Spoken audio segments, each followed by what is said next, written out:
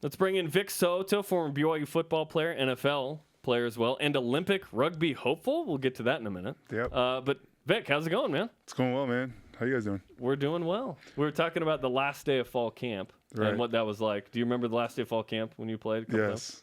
What was that like? The best day of the best day of football is when you're out of camp and you get to game plan and stuff. Yeah. It is, yeah. What's the huge difference?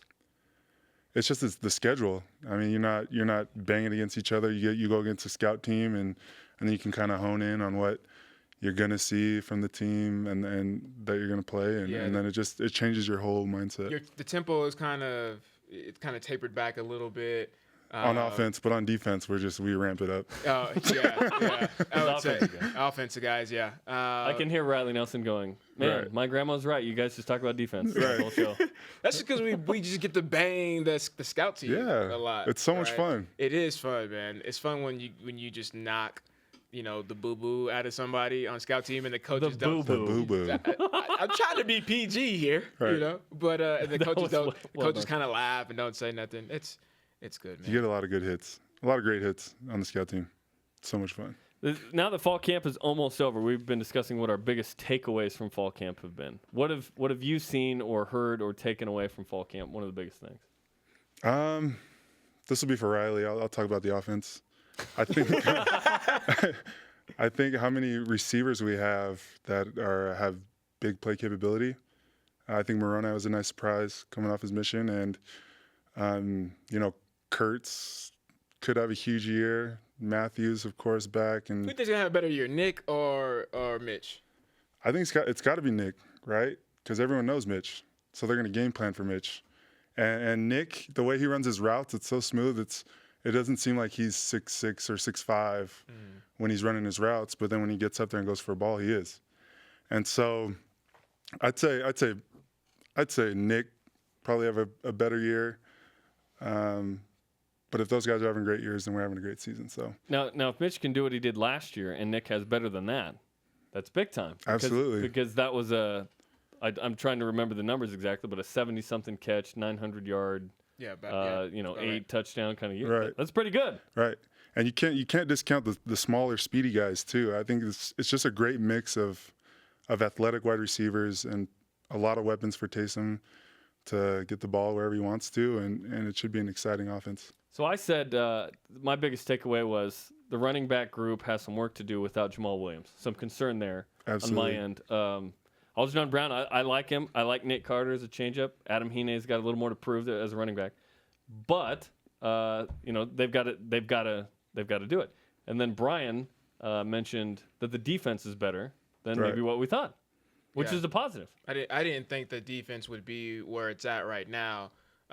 Dominating Simon Sound football. I thought that would take maybe a couple games under their belt, But I mean, we obviously know the takeover with Coach Mendenhall and how high he could take us and how fast. Literally in a week we turned it around, right? I think what was great about last year. Well, I guess it wasn't great, but a lot of guys went down and a lot of young players played. And so they have that game experience. Usually you don't have that game experience as a sophomore or as a junior going to junior. You're kind of getting ready to start. But these guys have all played and have all felt live bullets, and I think that's kind of helped their learning curve going through fall camp. Vic Soto is on BYU Sports Nation. We've been talking a little bit about Bronson Kafusi in our pre-show meeting, and it's been a quiet camp for Bronson. Good or bad, doesn't matter. I don't know. What do you think? Well, you can't hit the quarterback. I mean, right? So you're not going to hear from Bronson. No, you're not going to hear from pass rushers when you're going against your own team because you don't hit the quarterback. I think Bronson has done really well in his D-line assignments. The hardest thing as a pass rusher is being head up the offensive tackle, and that's the way the base defense here for defensive ends, which Bronson plays. So, I mean, quiet, not quiet. I watched all the film, every rep of practice, and he's having a great camp. That's good to hear because, when you can't actually touch the quarterback, you can't do your job. And you should not. You should not. Don't touch that guy. I saw a tweet where actually a freshman actually touched Taysom Hill. Scott Huntsman. See, and that is a big no-no. See, we talked about this too. That is a no-no. Bro, that was the first thing I said. I didn't care about the speed or whatever the No. case was. I simply saw him touching Taysom, and I was like, what are you doing, dude? Exactly. As much as I hate quarterbacks and I want to hit them, I know that they're essential to the success of the team, especially a great one like Taysom. We had in Green Bay, someone actually touched Aaron Rodgers. That was a guy on the bubble, and they sent him home pecking. So, if you touch him, whether you punch him in the jaw, would you punch him in the jaw, or you tap him, you're out, baby. But if you punch him in the jaw, you might get picked up by the Bills. So, by Rex Wright. Right. That story. Right. I can't imagine that happening. No one ever wanted to punch Max Hall, right? Never. Yeah, a couple people did. Mm-hmm. But no one would actually do it. Oh, heck no, There's man. a huge difference between doing it and thinking about doing it. Right, exactly. I tried it. I tried. I almost questioned. Max is smart though. Max jumps behind the offensive lineman, so he plays it smart. He That's actually a savvy quarterback. Dude, there was times I remember where somebody make a play or people are talking trash and he'll like run out even when he's on the sideline, even when the twos are in, he runs out, has his helmet off, talks smack, and then as soon as the defense tries to get in his face, he runs back. Then he's a really good DB at that point. Yeah, he's great.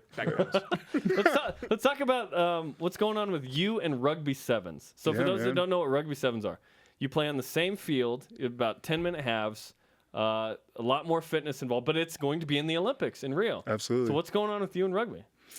I'm actually going on Friday. We're flying out with to the Elite City Sevens in Philadelphia. It's a group here composed of some BYU guys, some Utah guys, some ex. They call it the Eagles, the national team. The national team. Some of those guys. And we're going to play, and the head coach for the Eagles is going to be there, and I want to put on a show, and I want to go to the Olympics. It's as a football player, you've never had that avenue.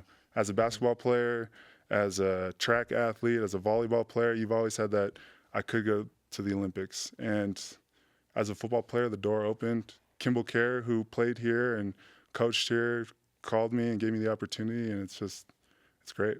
So is that the story? Is that how you got into rugby? Kimball played for the Eagles back in the day and is well connected, obviously. Right. So he kind of referred you?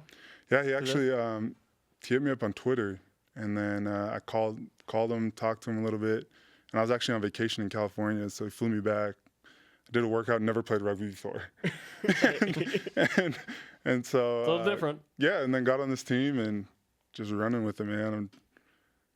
How is that learning that learning curve been? Playing football your whole life and then doing rugby, kind of like Paul Lasike, right? But the opposite. You could be reverse Paul Lasike. Right.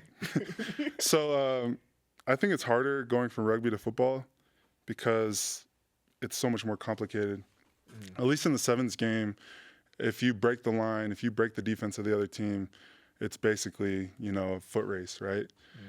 But for me, the learning curve, the hardest thing for me is the small things like passing the ball, which seems really simple and looks really easy, is really tough when you're exhausted and you've been hit a couple of times. But my experience here playing tight end, playing fullback, playing defensive end, playing linebacker kind of just puts me into this hopefully great rugby player because you handle the ball, you tackle the guy, you chase him, all that stuff is...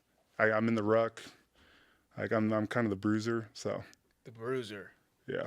Now it's interesting because sevens is like you mentioned. There's probably one or two guys that are bigger. Everyone else is fleet of foot. It's more wide receivers, DBs kind of fitness level. Brian Logans. The Brian Logans all over the field. Yeah. Right.